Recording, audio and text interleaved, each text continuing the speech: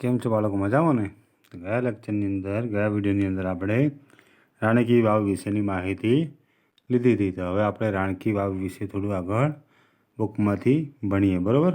તો Ranki Vav the stepwell is an approved site on the world heritage. Ranki Vav એટલે રાણીની વાવ એ વૈશ્વિક સાંસ્કૃતિક વિરાસત તરીકે મંજૂર કરેલું સ્થાન છે. It was declared by the UNESCO at the World Heritage Committee. યુનેસ્કોની વૈશ્વિક સંસ્કૃતિ સમિતિ દ્વારા તેને જાહેર કરવામાં આવ્યું હતું. UNESCO has recognized this masterpiece as an exceptional example of water management system. UNESCO દ્વારા આ કલા કારીગરીના ઉત્કૃષ્ટ સ્થાપત્યને જલ સંચાલન પદ્ધતિના એક અસાધારણ નમૂના તરીકે માન્યતા આપવામાં આવી છે. It is a wonderful sample of technological development for utilising ground water resource in single structure. મતલબ કે એક જ સ્થાપત્યમાં સંગ્રહ કરેલા પાણીનો ઉપયોગ માટે તંત્રજ્ઞાનના વિકાસનો અદ્ભુત નમૂનો છે. It is also unique illustration of breaking large spaces into smaller volumes with artistic presentation. મતલબ કે આ એક વિશાળ વિસ્તારનું નાના ભાગોમાં વિભાજન કરીને કલાત્મક રીતે રજૂ કરવાનું પણ એક અન્ય ઉદાહરણ છે. Ranki Vav has a great appeal to every observer. Ranki Vav એ દરેક જોનાર મુલાકાતી માટે ખૂબ જ આકર્ષક વાવ છે. આ દેખાય છે રાણની વાવવાળી, બરાબર, પાટણની અંદર આવેલી છે.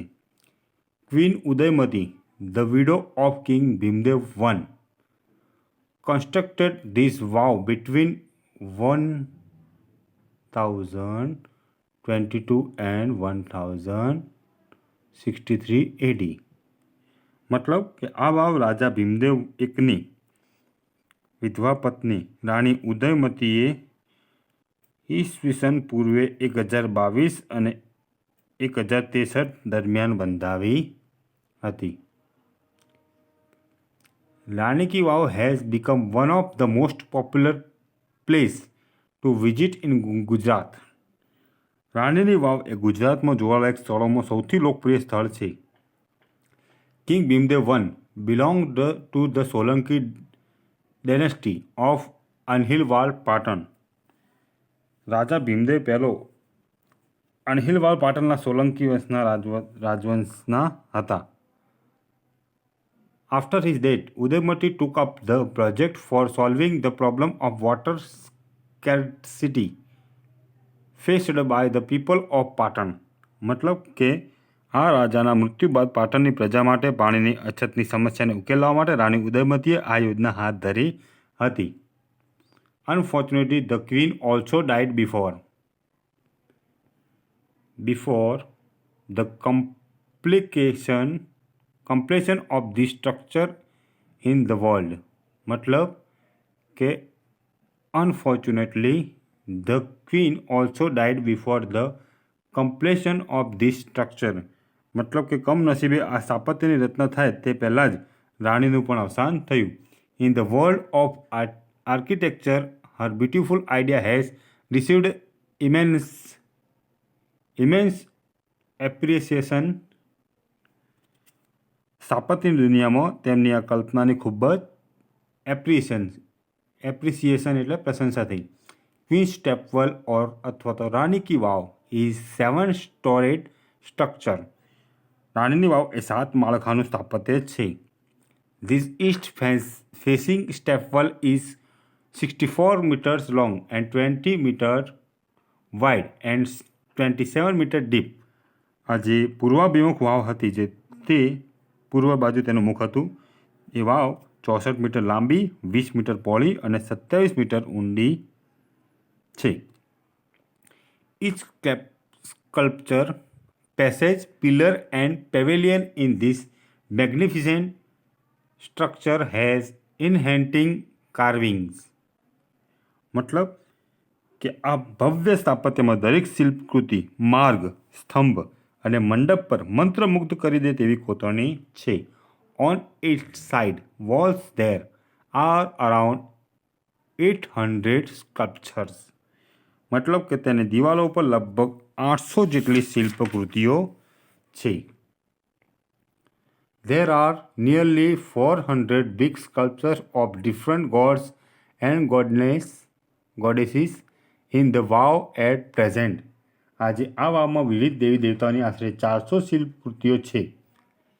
These numbers would have been many more in the past in the original structure. મતલબ કે ભૂતકાળમાં મૂળ સ્થાપત્યમાં આ સંખ્યા ઘણી વધારે હોઈ શકે છે.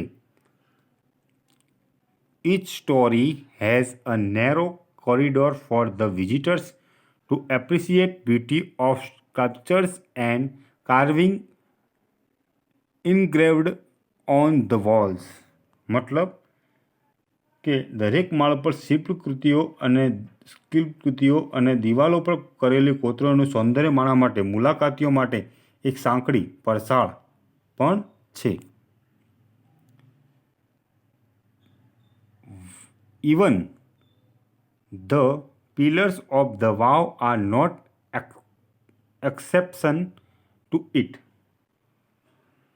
તે પથ્થર પર ભવ્ય કલા અને વાવના સ્તંભો પણ આમાં અપવાદ નથી.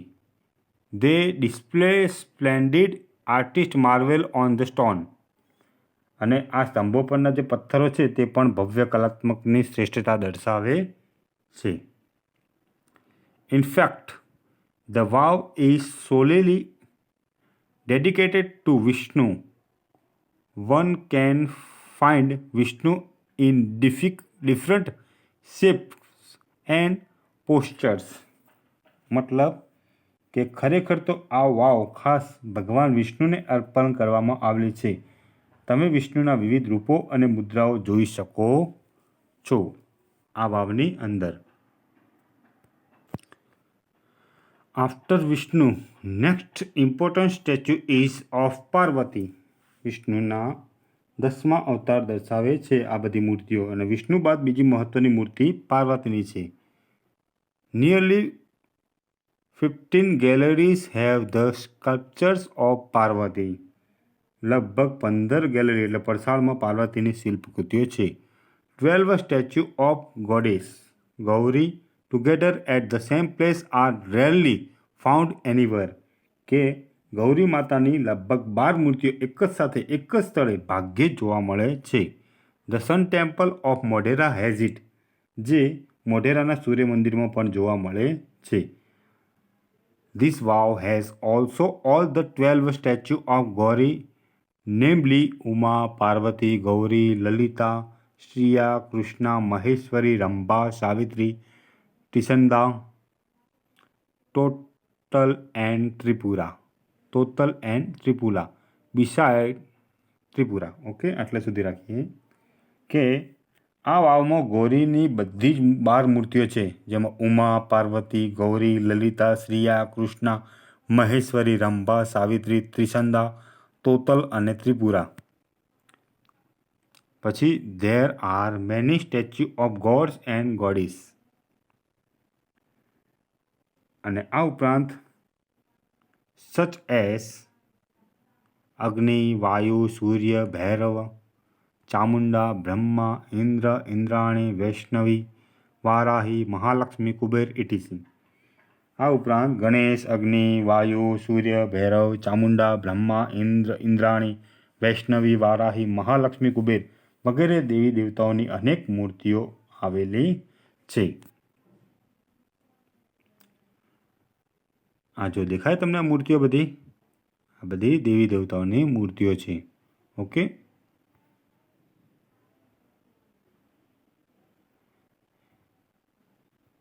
there are also some of the rare sculpture of gods.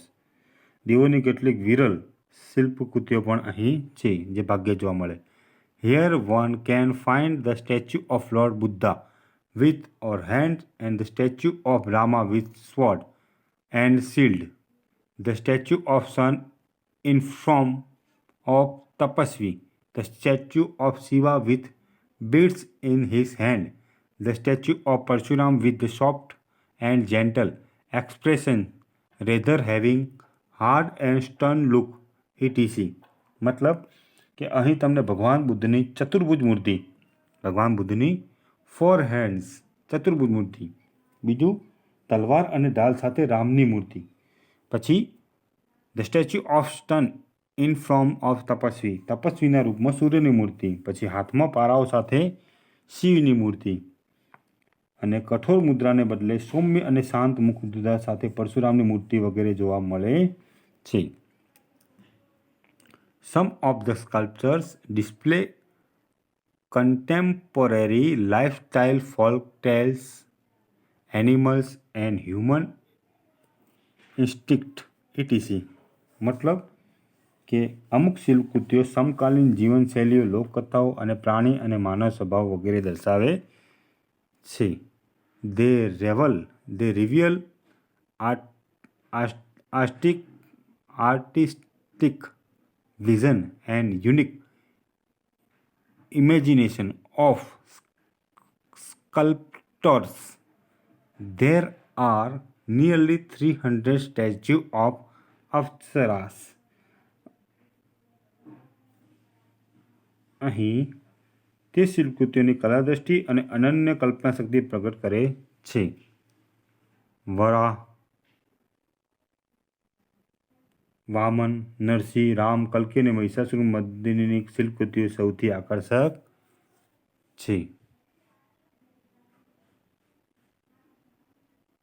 પછી અહીં લગભગ અપ્સરાઓની 300 મૂર્તિઓ છે. The sculpture presented a vast range of emotion and feeling on the face of the Apsaras. મતલબ કે અપ્સરાના જે મોં પર જે મનોભાવ અને સંવેદનાઓનો એક વિશાળ ફલક છે તે તેમની પરિસ્થિતિઓની વિવિધતા દર્શાવે છે, તે આ મૂર્તિઓમાં દેખાડેલું છે. They display variety different moods and situation. અને આ તેમની મોહકતામાં વધારો કરે છે. Most of the present Vishnu is 10 different avatars. The most of attractive sculpture of this Varali, Vanu, Narsimha, Ram, Kalki, Mahishasuramadini. There is 26 different makeup style to grace to his unmatched structure. The stepwell also focus on holiness of water and its great significance in Indian culture. मतलब કે અહીં જી વરાહ, વામન, નરસિંહ, રામ, કલ્કી અને મહિષાસુરની શિલ્પકૃતિઓ સૌથી આકર્ષક છે. વળી અહીં 300 મૂર્તિઓ આપેલી છે અપ્સરાની. પછી 16 વિવિધ શૃંગાર શૈલી સાથે આ અપ્સરાઓની મૂર્તિઓ વિરલ સ્થાપત્ય અને આકર્ષકમાં ઉમેરો કરે છે. આ વાવના પાણીની પવિત્રતા અને ભારતીય સંસ્કૃતિમાં તેના મહત્વ પર ધ્યાન કેન્દ્રિત કરે છે. ઓકે, હવે આગળ. The vav is the most developed.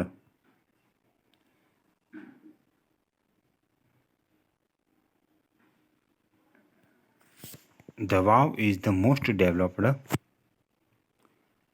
elaborate and ornamented example of submerged architecture.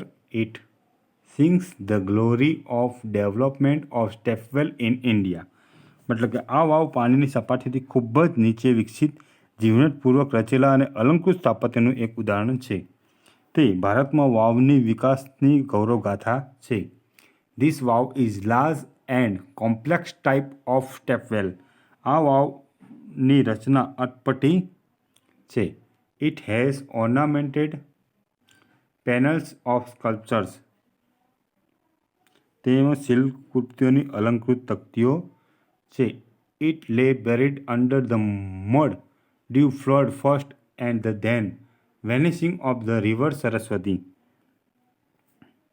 પહેલાં પૂરને કારણે અને ત્યારબાદ સરસ્વતી નદીના સુકાઈ જવાથી આ વાવ કાદવમાં દબાયેલી રહી. It was hidden under the layer of silt for almost 7 centuries. મતલબ કે આ વાવ કેટલા 700 વર્ષ સુધી, કેટલા વર્ષ સુધી? લગભગ 700 વર્ષ સુધી કાદવમાં દટાયેલી રહી.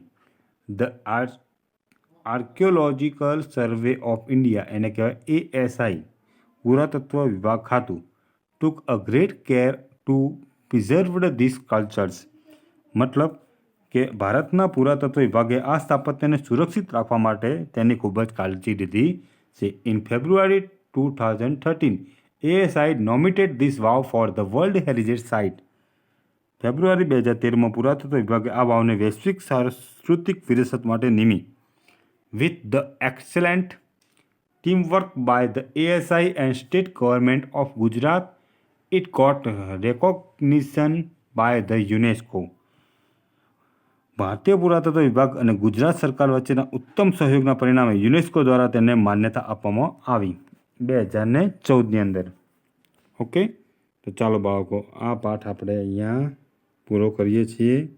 તમે આના પછીનું આ ગ્લોસરી પછીનું જે પણ આપેલું હોય એ તમારે જાતે પૂરું કરવાનું, બરાબર. આગળના પાઠમાં પણ જે પણ ચાલી ગયું છે એના પછી જે આપેલું હોય એ તમારે શાંતિથી પૂરું કરવાનું, જેટલું ફાવે એટલું. બાકી આપણે પછી ટાઈમ હશે તો આપણે તમને ચલાવી દઈશું, બરાબર, સમજાવીને એકદમ વિસ્તારપૂર્વક. હાલ તમને જેટલું ફાવે એટલું પૂરું કરજો, બરાબર.